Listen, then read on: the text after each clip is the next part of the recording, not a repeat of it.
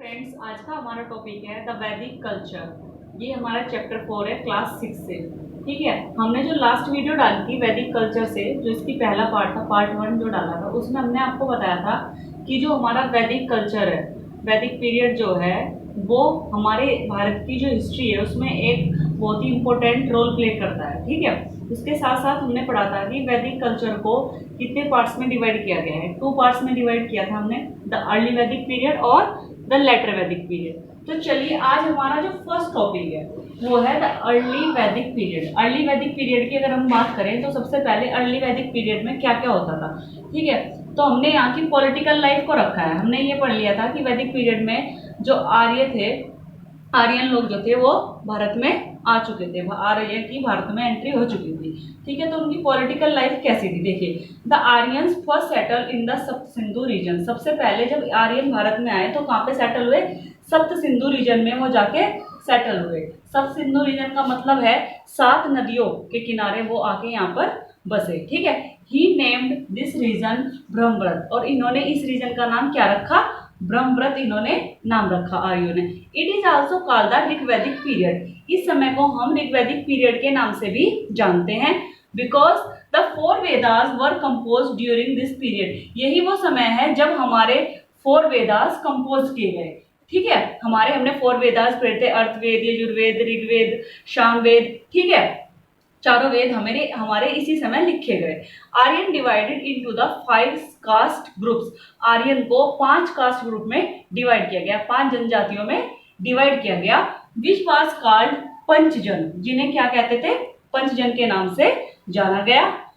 The monarchical system was prevalent in the वैदिक period. वैदिक period में कौन सा सिस्टम चलता था? मोनार्की, मतलब राजा का जो सिस्टम था, जिसमें राजा होता था और वो पूरी प्रजा की देख रेख क्या करता था, उस तरीके का सिस्टम हमारा जो वैदिक पीरियड में चलता था। ठीक है, नेक्स्ट देखिए सभा और समिति। सभा और समिति क्या होती थी? Sabha was the body of elite people. सभा में वो लोग आते थे जो किसी पद पे होते थे, मतलब जो लोग काफी शिक्षित या उच्च अधिकारी पद पर हुआ करते थे।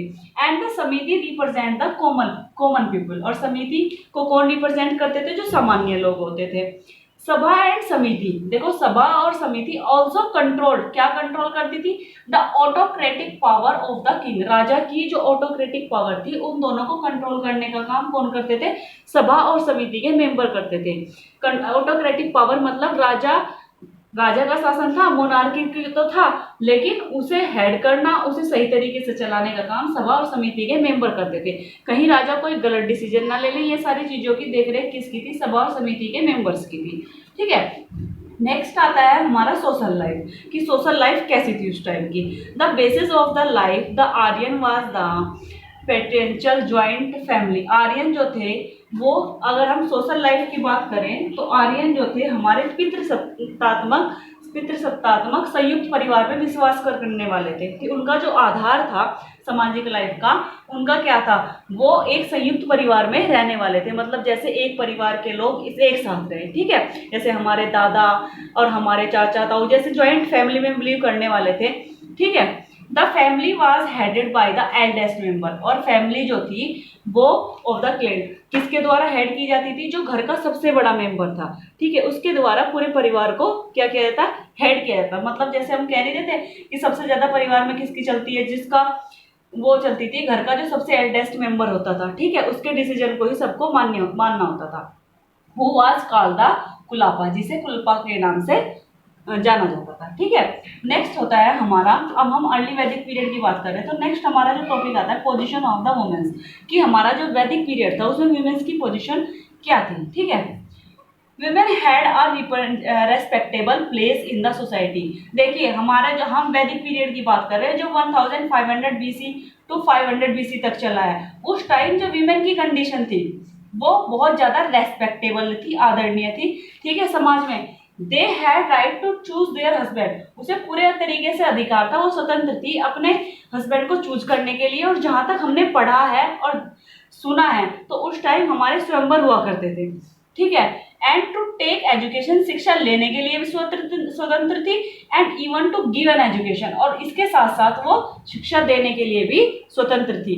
ऐसा नहीं था कि आज के समय की तरह, अगर हम देखें पुराने समय से और आज के समय में, तो पहले समय की अपेक्षा आज के टाइम में बहुत ज्यादा बाउंडेशंस है इन सब चीजों पे। और देखो पहले टाइम में क्या था, वुमेन बहुत रेस्पेक्टेबल पद पे थी, अपने हस्बैंड के साथ साथ शिक्षा देने का काम और लेने का काम दोनों वो अपनी मर्जी से कर सकती थी, इन सब के लिए वो स्वतंत्र थी। नेक्स्ट टॉपिक जो हमारा आता है सोशल स्ट्रेटिफिकेशन। सोशल स्ट्रेटिफिकेशन में आता है हमारा कि किस तरीके से जो हमारा समाज था वो किस तरीके से डिवाइडेड था, अलग अलग भागों में किस तरीके से हमारा समाज डिवाइडेड था, और हमारी जो सामाजिक स्त्रीकरण था वो किस तरीके से था। At the social level the society was divided into the 4 group. अगर हम सामाजिक तौर पे देखें तो उस समय जो हमारा समाज था वो 4 ग्रुप में डिवाइडेड था। फर्स्ट थे ब्राह्मण। ब्राह्मण का काम क्या था, ब्राह्मण का काम होता था जैसे पुजारी, पूजा करना, आध्यात्मिक कार्य करना, ये सारे काम किस में आते थे, ब्राह्मण वर्ग के लोगों में। नेक्स्ट था क्षत्रिय। क्षत्रिय होते हैं योद्धा। योद्धा का क्या काम होता है, योद्धा का काम होता है कि क्षत्रिय योद्धा क्या करते थे, जाति की, अपने राज्य की रक्षा करते थे, ठीक है। वैश्य जो व्यापार करते थे, इसके साथ साथ वैश्य में किसान, आर्टिशंस, ये सब आते थे। शूद्र, शूद्र क्या थे, शूद्र वो होते थे जो राज्य में छोटे मोटे काम करते थे, और इसके साथ साथ ये वो दास होते थे जो सामाजिक नियमों का उल्लंघन करके, और इसमें वो आर्य लोग आते थे जो सामाजिक नियमों को उल्लंघन कर देते थे, तो उन्हें शूद्र उसमें डाल दिया जाता था, ठीक है। अब नेक्स्ट आता है हमारा, हमने पढ़ लिया कि हमारी जो सोसाइटी थी वो 4 वर्ग में डिवाइडेड थी। कौन कौन से थे, ब्राह्मण, क्षत्रिय, वैश्य और शूद्र। अब नेक्स्ट आता है हमारा रिलीजन, कि वो लोग कौन सा धर्म को फॉलो करते थे। देखिए अगर हम रिलीजन की बात करें तो आर्य जो थे नेचर की पूजा किया करते थे, प्राकृतिक चीजों की। प्राकृतिक चीजें जैसे हमारी पृथ्वी, अग्नि, जल, वायु, इनकी पूजा करते थे। और अगर हम इसमें देखें कि अपने मन के सेटिस्फेक्शन के लिए देखें कि आर्यन नेचर की पूजा करते थे, लेकिन वास्तव में हमें नेचर की पूजा करनी चाहिए, क्योंकि हमें पता है कि हमारे शरीर से लेके सारी चीजें इन 5 तत्वों से ही मिलकर बनी है, ठीक है। तो हमें वायु के बिना हम नहीं रह सकते, जल के बिना हम नहीं रह सकते। तो जो हमारे जीवन का